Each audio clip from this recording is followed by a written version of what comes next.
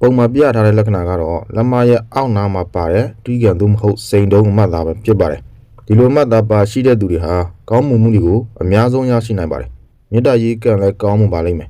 ကောင်းမွန်တဲ့သူနဲ့စုံရလိမ့်မယ်ငွေကြေးပိုင်းလည်းကောင်းမယ်ငွေဝင်မယ်ငွေရမယ်ငွေကြေးကံအားတာမယ်ဘဝမှာအစဉ်ပြေပြေနဲ့နေထိုင်ရလိမ့်မယ်အစဉ်ပြေပြီးချမ်းသာပြည့်စုံမှုအထီကိုရရှိပါလိမ့်မယ်စတီးတတုနဲ့ပတ်သက်တဲ့လုပ်ငန်းတွေအကျိုးပေးမယ်ယတနာလုပ်ငန်းတွေကောင်းမွန်မယ်ရွှေလုပ်ငန်းစိန်တယ်လုပ်ငန်းကြောက်လုပ်ငန်းအထိအကျိုးပေးအောင်မြင်တတ်ပါတယ်အတတ်ပညာမျိုးနဲ့စီးပွားရှာလောက်ကင်ရမယ်လို့အများဆုံးပြပေးထားပါတယ်နောက်တစ်ခုကတော့ပုံမှာပြထားတဲ့စနီတီယိုကိုကြည့်လိုက်ပါ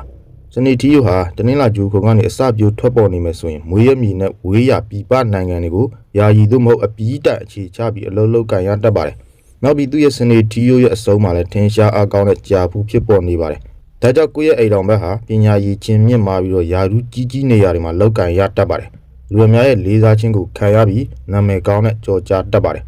နောက်ပြီးသူ့ရဲ့တနင်္ဂနွေဂျူခုံမှာလည်းတန့်ရှင်းကောင်းမှုနဲ့ငါးရုပ်ပုံဖြစ်ပေါ်နေပါတယ်ဒါကြောင့်သူဟာအသက်50ကျော်ကစလို့ထီပေါက်တယ်လို့ငွေဝင်တတ်ပါတယ်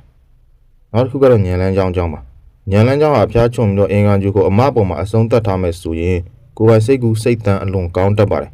စိတ်ကူးနဲ့လက်တွေ့တစ်ထပ်ထဲကြအောင်အကောင့်ထဲပေါ်ပြီးလောက်ကင်နိုင်ပါတယ်ဒီဇိုင်းရေးဆွဲတဲ့အင်ဂျင်နီယာသို့မဟုတ်ဒီဇိုင်နာအလုပ်တွေမှာထက်မြက်ထူးချွန်တတ်ပါတယ်အကျိုးလည်းပေးပါတယ်မိန်းကလေးတွေမှာပါရင်တော့ဆက်ချုပ်တင်ရင်တက်လွယ်ပြီးတော့လူအများကြိုက်တဲ့ဒီဇိုင်းလှလှလေးတွေချုပ်တတ်ပါတယ်ဒီဇိုင်နာလုပ်မှာအောင်မြင်မှုရပြီးတော့နာမည်ကောင်းတစ်လုံးနဲ့လူသိများသူဖြစ်တတ်ပါတယ်စီးပွားရေးစီမံခန့်ခွဲမှုပညာလည်းအားကောင်းစေတတ်ပါတယ်